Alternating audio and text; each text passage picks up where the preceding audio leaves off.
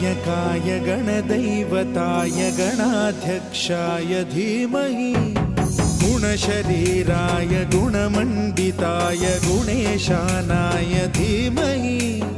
गुणातीताय गुणाधीशाय गुणप्रविष्टाय धीमहि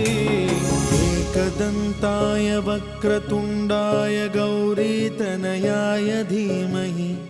गजेशानाय भालचन्द्राय श्रीगणेशाय धीमहि